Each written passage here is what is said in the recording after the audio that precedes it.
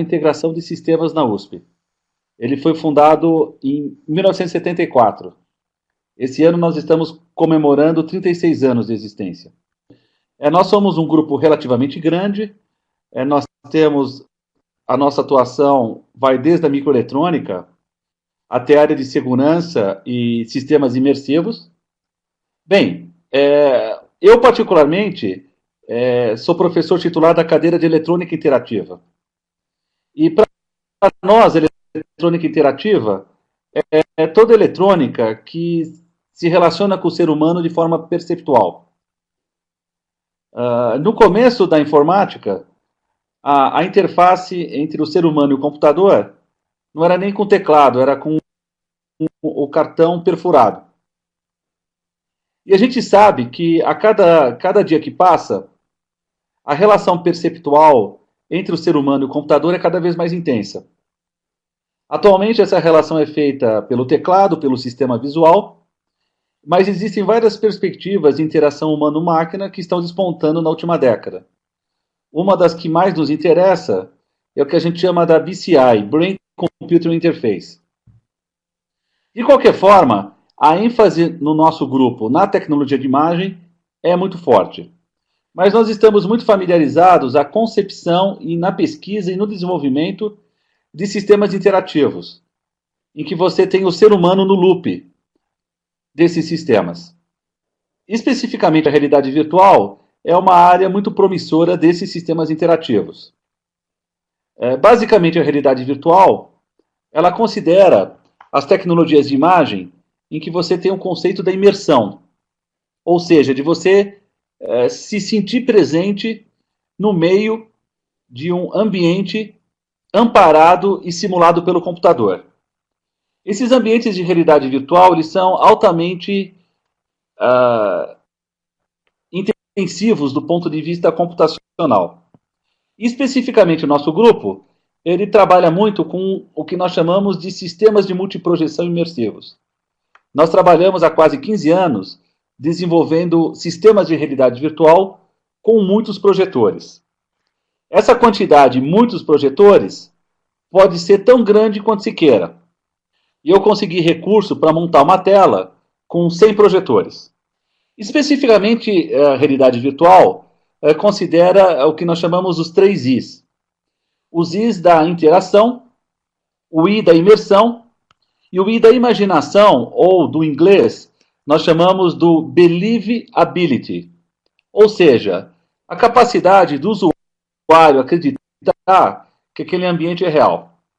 Nos últimos 30 anos, a evolução da realidade virtual foi a evolução paulatina em cada um desses 3 eixos.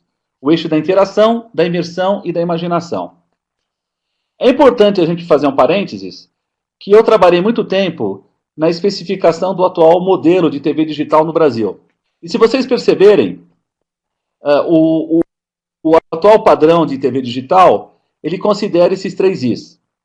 As TVs digitais no Brasil são altamente interativas, elas são imersivas porque elas consideram a tecnologia do High Definition, a tecnologia do 3D, e são altamente imaginativas do ponto de vista de conteúdo. É muito importante, quando a gente trabalha com a realidade virtual, estabelecer o contínuo entre o real e o virtual. Por que esse contínuo é importante? Porque todo o nosso aprendizado sobre o que é estar presente é baseado em experiências reais. Então é muito difícil você transpor para o mundo virtual experiências que não são aquelas que nós aprendemos no mundo real. Por causa disso, eu gosto muito de citar um autor chamado Milgram, que estabeleceu o que a gente chama desse contínuo entre realidade e virtualidade. É claro que sistemas altamente imersivos eventualmente podem custar muito caro. É o que acontece com os ambientes de realidade virtual super avançados, como é o caso da caverna que nós temos na USP. Mas hoje em dia, nós podemos fazer realidade virtual com equipamentos e aparatos muito baratos. Desde que você tenha uma tela razoavelmente grande e um computador razoavelmente rápido, você pode fazer uso da realidade virtual, inclusive na sua casa. é o que acontece gradativamente com a introdução a cada dia dos novos videogames. Cara, o conceito de imersão em realidade virtual não é novo. O ser humano sempre teve essa obsessão pela tecnologia de imersão. A referência histórica mais antiga que nós temos de imersão são as pinturas rupestres nas cavernas. São resquícios da era paleolítica. Essas pinturas se originam entre 15 a 20 mil anos atrás, segundo a datação de carbono 14, e você percebe que são pinturas extremamente ricas, como as que eu estou apresentando nesses slides, da caverna de Lascaux. É de se perguntar por que os homens da caverna pintavam no interior da caverna. Na verdade, eles tinham experiências interativas entre eles próprios. É o que se chama, na área de teologia, de experiências xamânicas. Na verdade, os homens da caverna, dentro dessas cavernas, eles consumiam algum tipo de droga alucinógena, provavelmente queimando ervas. Eles tinham várias experiências de cunho religioso e talvez de cunho até sexual. E eles usavam tochas dentro da caverna. Essa é a primeira referência histórica e arqueológica do uso de tecnologia imersiva pelo ser humano. A segunda referência que nós temos na literatura, que é uma referência escrita, é a referência à alegoria de Platão, na caverna, no livro A República, livro 7º, em que Platão descreve um cenário hipotético que nos leva a pensar muito sobre a dualidade entre o real, o virtual e o imaginativo. Se a gente evoluir ao longo das décadas e dos séculos, nós vamos ver que a tecnologia de realidade virtual foi utilizada nas catedrais góticas. Hoje nós vamos numa catedral, a gente não tem noção do que eram essas catedrais há 200 anos atrás. Velas, incenso, couro, órgão, vitrais e tudo mais. Toda essa experiência multimodal, multimídia, era uma experiência altamente rica do ponto de vista imersivo.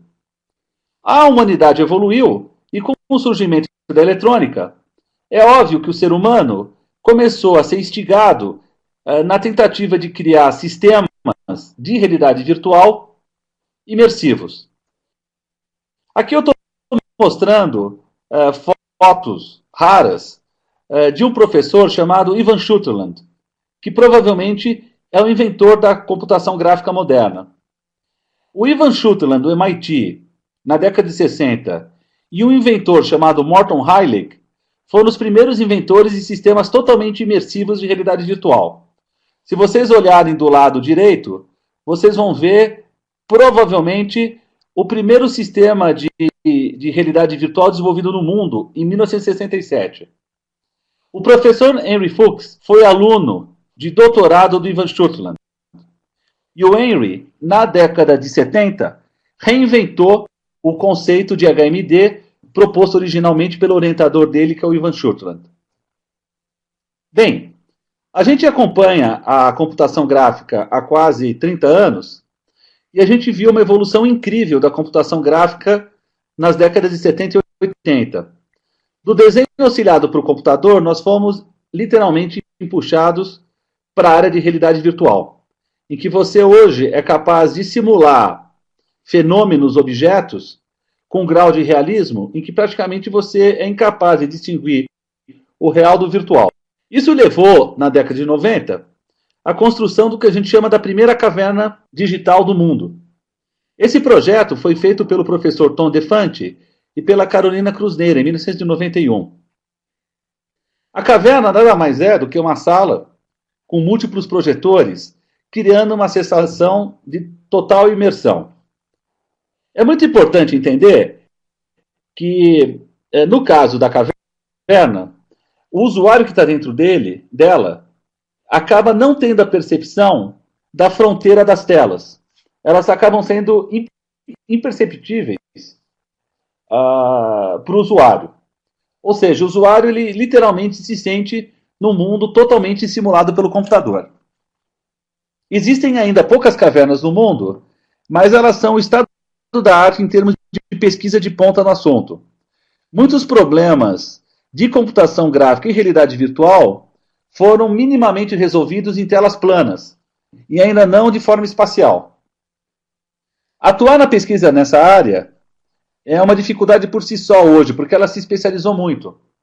Existem congressos, por exemplo, que só investigam a questão das interfaces de usuário 3D. É o congresso IEEE 3DUI.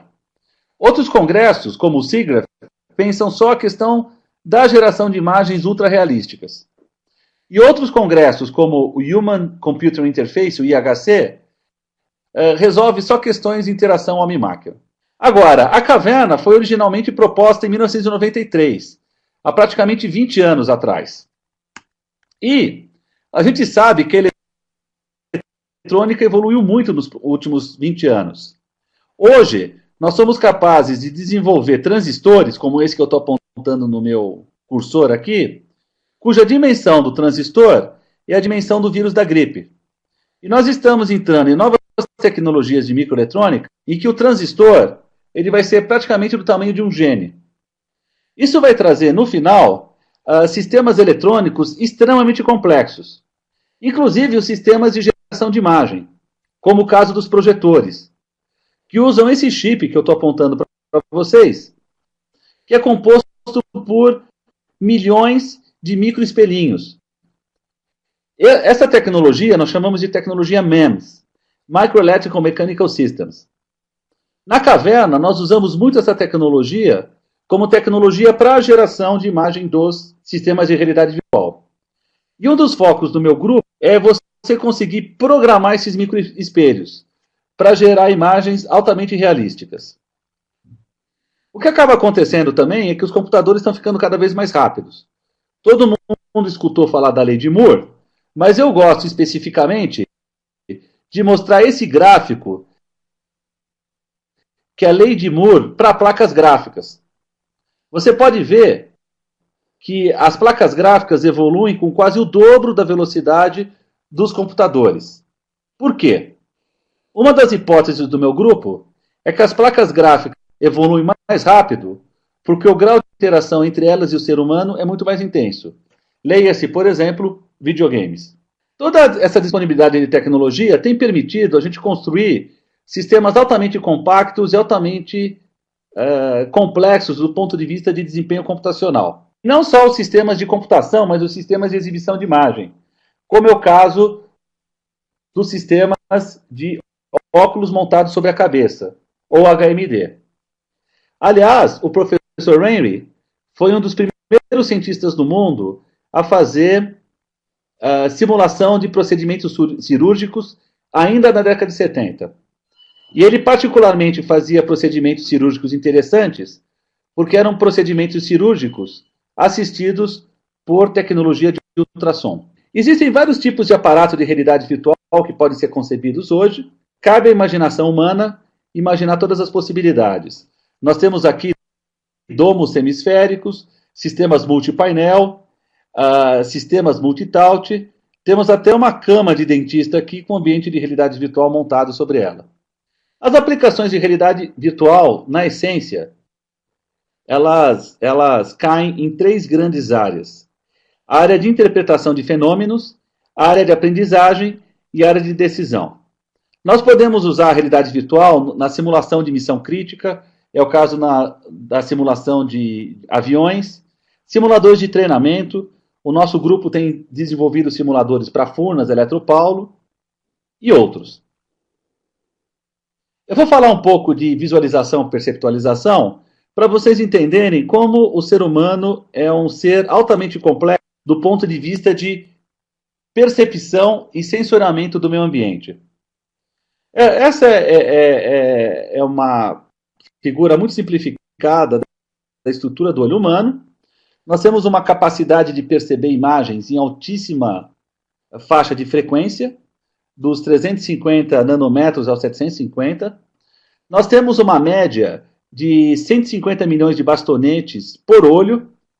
Então, a nossa estimativa no grupo é que a resolução do olho humano, que é altamente não linear, pode ser da ordem de 1 gigapixel. Essa é uma discussão clássica que nós estamos tendo no grupo para tentar desenvolver sistemas de realidade virtual que superem a capacidade imagética e de percepção de imagem do olho humano. Agora, do ponto de vista cognitivo, o sistema visual humano é muito mais complicado. Se vocês perceberem, todas as imagens que nós percebemos, elas são vistas de ponta cabeça e são duplas. O ser humano, ele tem uma capacidade incrível de processamento, repito, baseado em aprendizagem, e esse aprendizado nós temos no primeiro ano de vida, que nos permite perceber o mundo de forma tridimensional. É o que eu tento representar nesse slide. E qualquer sistema de realidade virtual que você vai construir, é fundamental você tentar reproduzir esse sistema de geração de imagens. Agora, nós não temos só a percepção visual, nós temos a percepção táctil. O nosso corpo, para ter uma ideia, ele tem muito mais sensores e papilas táticas do que sensores ópticos. Então nós temos o que nós chamamos da percepção de força, ou do inglês force feedback. Normalmente, a terminologia grega a terminologia romana fala de sistemas tácteis. A gente às vezes usa a terminologia grega também, que é chamada de haptic, ou háptica. Para vocês terem uma ideia, observem a percepção da precisão humana. Percepção de textura de superfície, 0,1 micrômetro. Deslocamento superficial, 20 micrômetro. Variação de temperatura, 0,05 Celsius. Distância entre dois pontos, 1 milímetro.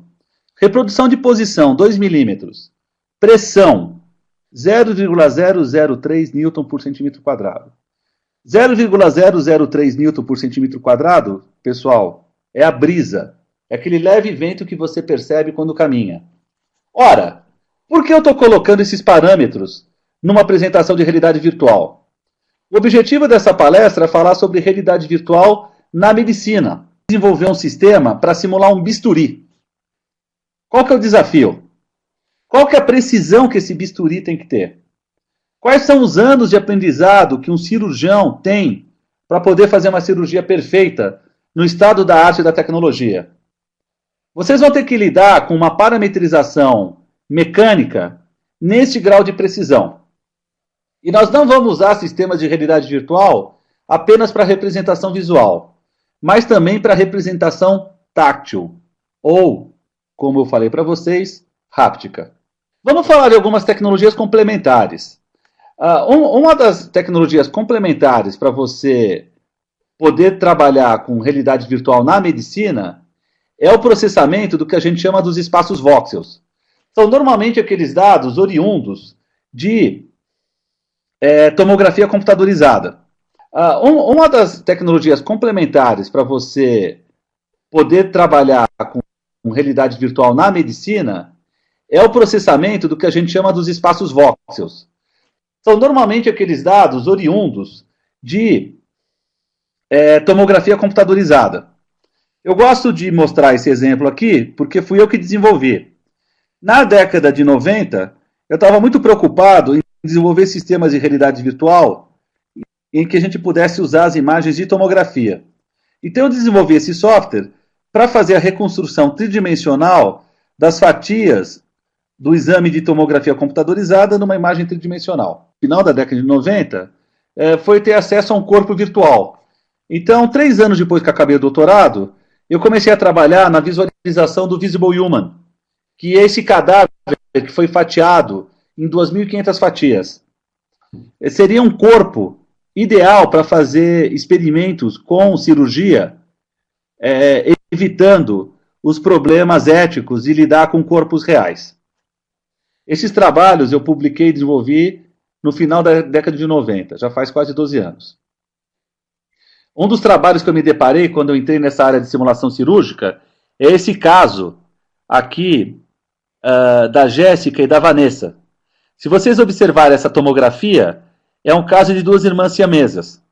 Eu tinha acabado de fazer o doutorado e professores da Faculdade de Medicina da USP perguntaram se eu seria capaz de fazer uma visualização para a simulação hipotética de uma cirurgia para a separação dessas duas crianças que compartilhavam o mesmo fígado. Infelizmente, era um desafio muito grande na época, mas não deixou de ser instigante. E essa imagem me faz sempre lembrar que o campo de realidade virtual na medicina é um campo altamente promissor. Todos esses sistemas aqui foram ambientes de visualização volumétrica que eu desenvolvi na década de 90, inclusive desenvolvi essa biblioteca chamada PVV, Parallel Volume Rendering, porque na época a visualização de volumes era um problema de supercomputação. Nós precisávamos de um supercomputador para gerar as imagens. E além de construir máquinas, nós gerávamos essas imagens a partir de software desenvolvido.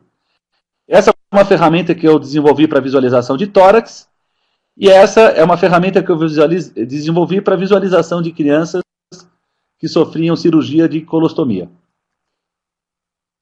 Bem, uma área toda especial é a área de supercomputadores para realidade virtual. Isso é uma coisa comum para o meu grupo.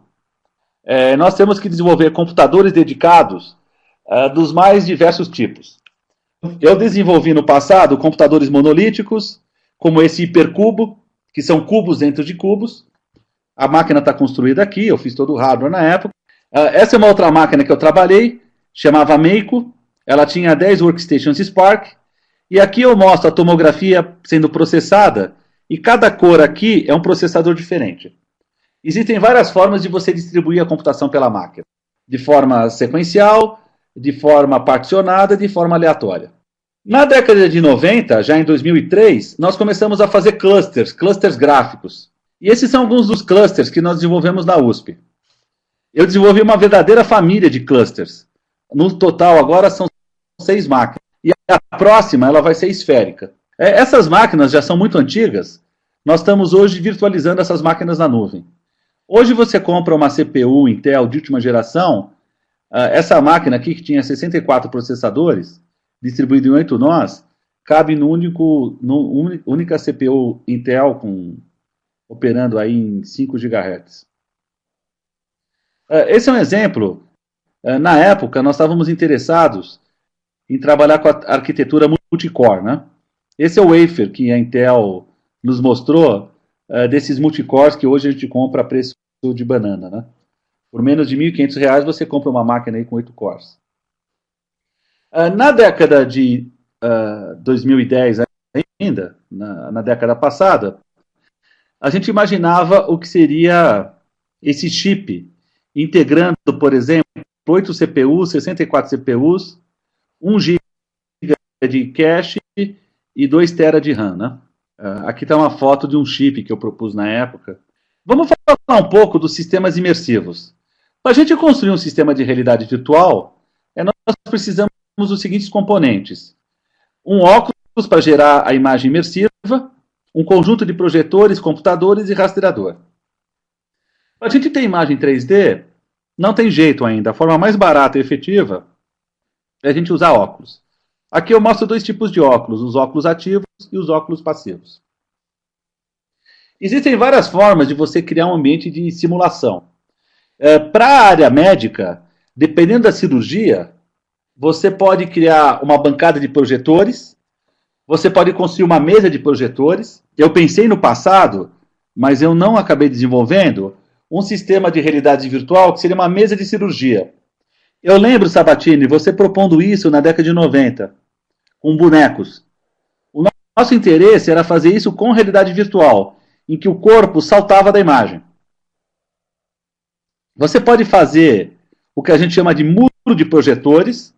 O maior muro de projetor que eu construí até hoje foi um simulador de ponte de comando para a Marinha do Brasil, que tem 13 metros. E, finalmente, você pode desenvolver ambientes cúbicos, como é o caso da caverna, que é o caso aqui. Nós nos lançamos a esse desafio de construir uma caverna no Brasil há 12 anos atrás. Dentro da caverna, você tem que ter os sistemas de interação. Porque, veja, eu não estou trabalhando como mouse, que é no plano. Essa coisa de Nintendo Wii, Kinect, é uma coisa recente. Há 5 anos atrás, é inimaginável você ter essa tecnologia. Então nós temos esses aparatos, como o mouse 3D, uma luva de dados, e a gente acabou desenvolvendo sistemas que reconhecem pele humana, como é o caso dessa tese de mestrado que nós desenvolvemos com o Márcio Cabral, para rastreamento de pele. Agora, além disso, nós temos os sistemas tácteis. Eu tenho na USP esse sistema que simula um bisturi, tá? Ele é um sistema háptico em que você usa essa caneta eletrônica, é um robô às avessas, e você consegue simular um bisturi. Esse tipo de aparato é usado também para aplicações minimamente invasivas na área de aplicações cardíacas. Eu tenho 3 figuras aqui, a figura do nosso dispositivo háptico, a figura de um pessoal no MIT fazendo cirurgia minimamente invasiva, e eu tenho uma figura aqui da nossa aplicação volumétrica háptica, que foram aplicações que nós desenvolvemos em 2 grandes linhas. Punção aspirativa de nódulo tiroidiano e extração de medula óssea. Além do sistema háptico, você precisa de um rastreador. Os rastreadores são sensores de precisão. Vocês vão falar, eu posso usar um Kinetic ou eu posso usar um Nintendo Wii. Esses rastreadores, eles não são adequados para aplicações cirúrgicas, porque eles não têm precisão. Esse rastreador que eu estou mostrando para vocês, ele tem uma precisão submilimétrica. Em 1 milímetro você tem uma escala de 10 pontos. Dependendo do procedimento cirúrgico que você vai fazer, você precisa dessa precisão. Bem, em 1999, já fazem 13 anos, nós nos lançamos o desafio de criar a caverna digital na USP. Essa é a figura da nossa caverna. Ela foi construída há 12 anos atrás.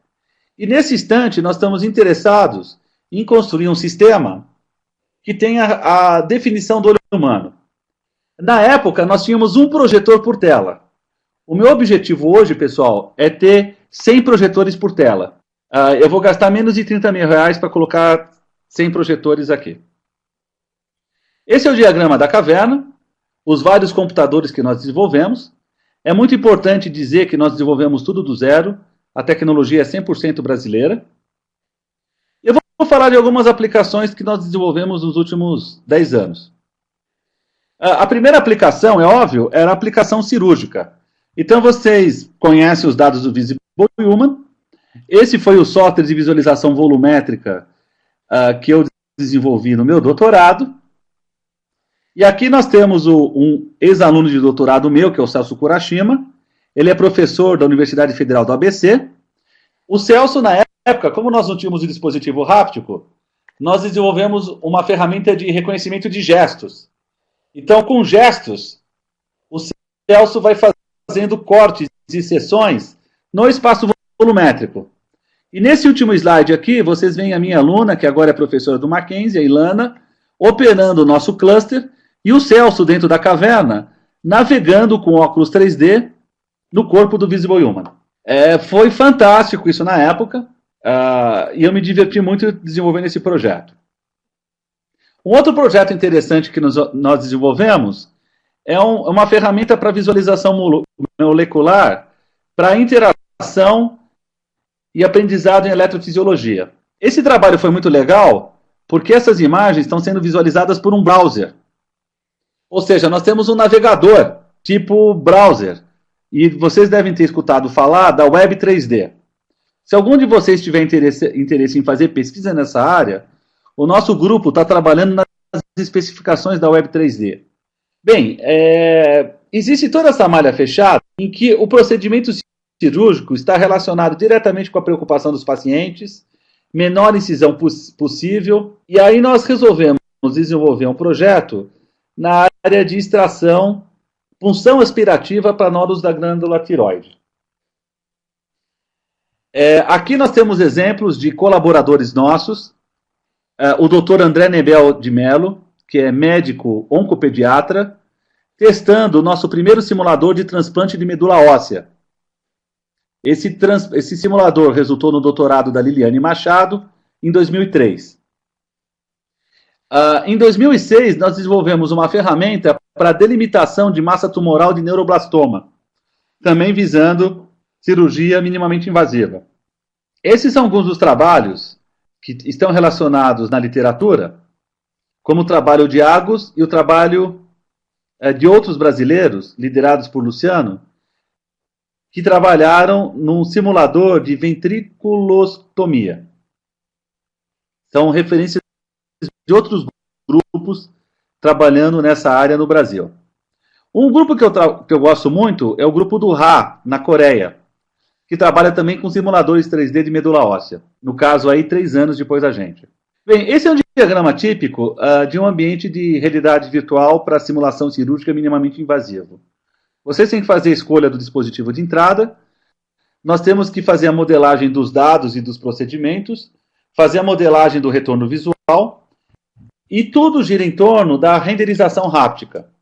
É fundamental vocês terem conhecimento em teoria de controle e mecânica, para poder manipular esses dispositivos hápticos.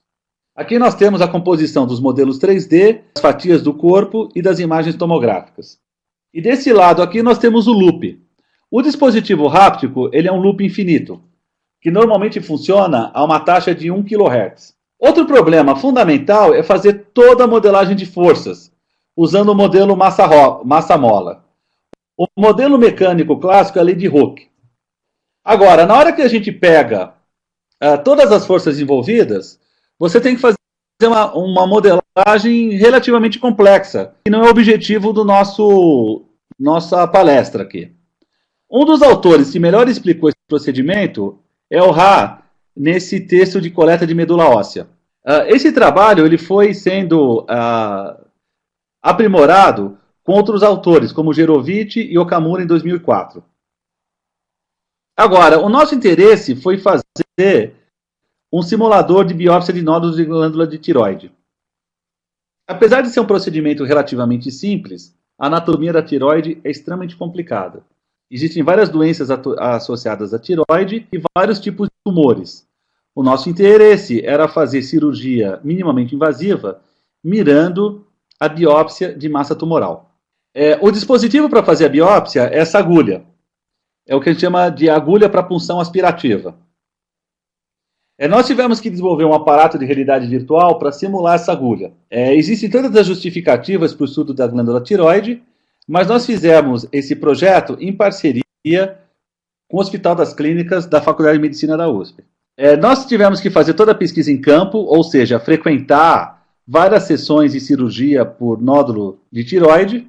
Nós tivemos que ter toda a aprovação da área ética. Aqui são figuras de alguns dos procedimentos. Nós tivemos que entender um pouco de ultrassom, porque essas cirurgias são normalmente guiadas por ultrassom. E nós fizemos análise dos nossos equipamentos de realidade virtual. Na verdade, nós construímos esse sistema que está apontado aqui com o meu cursor, tá? E nós usamos os dados do Visible Human para fazer o fatiamento. Aqui está alguns slides da ferramenta desenvolvida. Nós temos a carcaça externa, representada por forma de polígonos, e nós temos várias fatias horizontais que representam as várias seções da tireoide. E nós tivemos que fazer uma simulação de ultrassom também. Para vocês terem uma ideia, quando você penetra a agulha na tireoide, você tem que furar todas essas camadas. Pele, tecido adiposo, músculo, glândula tireoide, nódulo, glândula tireoide e cartilagem. A modelagem das forças é isso daqui, tá? Você tem que fazer primeiro a modelagem dessas forças, antes e pós perfuração, e você tem que programar o teu dispositivo háptico para representar essas forças. Esses são alguns resultados parciais obtidos no nosso simulador. Aqui a glândula tireoide, aqui a representação normal e aqui a representação com o poder do super-homem. Essa é a segmentação das imagens. Nós extraímos a glândula tireoide do Visible Human. Então aqui está a imagem da fatia do corpo e aqui a respectiva glândula tireoide segmentada.